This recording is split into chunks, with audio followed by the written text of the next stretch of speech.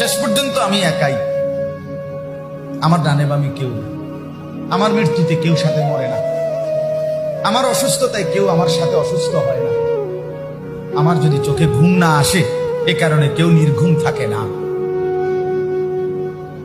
আমি আসলেই একাই, আমার ক্ষুধায় আরেকজনের ক্ষুধার্ত হয় না, আমার তৃষ্ণায় আরেকজনের তৃষ্ণার্ত হয় না। আমি এটাই সত্য, এটাই বাস্তব।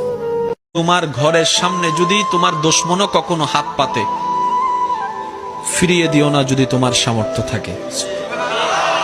যদি দেওয়ার কোনো সামর্থ্য তোমার কাছে না থাকে, অন্তত সুন্দর কিছু ব্যবহার দিয়ে তাকে বিদায় দাও। কারণ সে তোমার দুশমন হতে পারে, কিন্তু তোমার রবের তো বান্দা। এই চিন্তা মানুষের মাথায় যে ক্রিয়েট করে, সেটার নামে ইসলাম, এটার নামে কোরআন, এটার নামে হাদিস, এটার নামে নবী রাহমাতুল লিল আলামিন। সুবহানাল্লাহ। মৃত্যু আসবে তো এক মুহূর্তেই তোমার জীবনের সব স্পন্দন থামাই দিবে। আর হাত নড়বে না, আর পাও নড়বে না, আর চোখ মিলবে না, আর কান শুনবে না, আর জবান উচ্চারণ করবে না, আর কোনোদিন হাজার আইটেম তরকারির মাছের গোশতের স্বাদ এই জিহ্বাতে আর অনুভূত হবে না। এই পৃথিবীর সব আলো বাতাস থাকবে, রোদ উঠবে, বৃষ্টি আসবে, আলো হবে, অন্ধকার হবে, রাত হবে, দিন হবে, তুমি আর থাকবে না। পুরুষ পরিশ্রম করে ক্লান্ত হয় না, ক্লান্ত হয় পরিবারের সবাইকে খুশি করতে গিয়ে। নিজের কষ্টগুলো চুপচাপ দিনের পর দিন যায় সয়ে। পরিবারের জন্য পুরুষ গাধার মতো খাটে, হাজার হাজার প্রমাণ পাবে তাকালে রাস্তাঘাটে।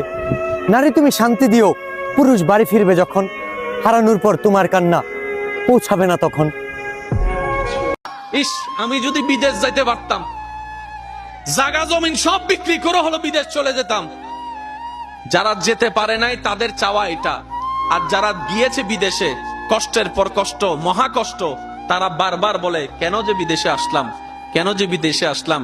সেজন্য মনে রাখবেন ভাইয়েরা, সব চাওয়া পূরণ হওয়াও ভালো নয়, সব ইচ্ছা পূরণ হওয়া ভালো নয়। সেজন্য আমরা আমাদের ইচ্ছা, স্বপ্ন কোনটা আমাদের জন্য ভালো, কোনটা খারাপ আমরা তো জানি না। আজকে যারা ভালো লাগে কালকে তারা দুই চোখেও দেখতে ইচ্ছে করে না, এমনও পর্যন্ত আছে। কথা বলেন ঠিক না? দিন শেষে একজন প্রবাসী আমি।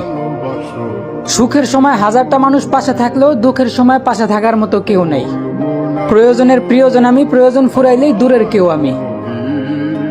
নিঃস্বার্থ ভালোবাসা একটা প্রবাসী হইয়া কেমনি বা আশা করতে পারি আমি।